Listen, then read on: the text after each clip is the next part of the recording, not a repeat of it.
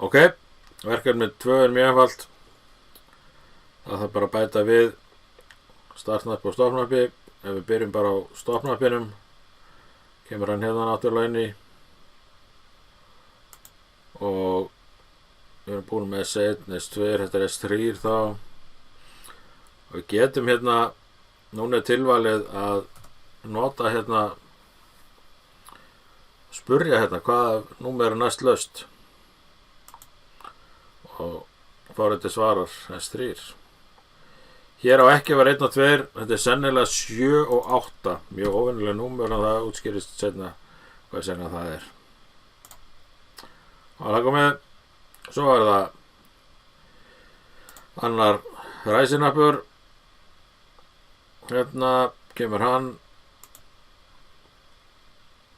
og hvaða númer er næst laust? 4. Það merkilega er að líklega er hann merktur, það er tengispunktarnir honum 1 og 2 og þið komist að því síðan hvort að það er satt og rétt. Tengja þetta, ég er greinlega með kveikt á router, slökk á því hérna, svona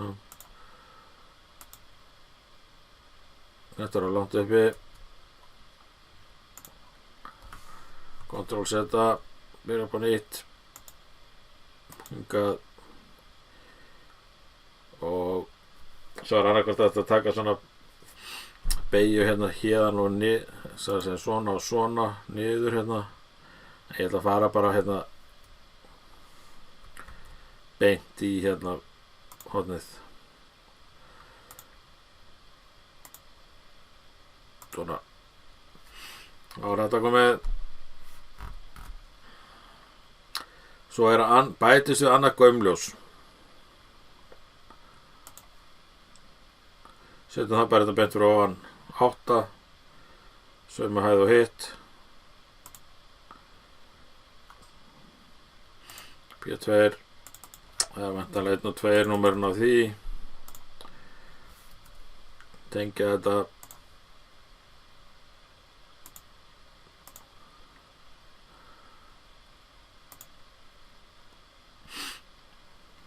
Og við getum tengt þetta bara hérna beint fyrir neðan þessa snertu sem á að heita Q1.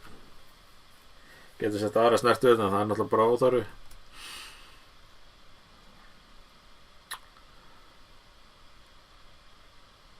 Og það er ekki neinir tengilista punktar hérna, hér er 21, hérna sett ég N. Þessi teikning á bara að vera tilbúin núna. Verkefni 2. Uppfæra tengilista. Bættist þetta 2 línu við því ég var að bætti hérna við fyrir 2 tenginúmerum hérna á gaumljósi. Svo bara skila þessu. Muni eftir að gera save as PDF.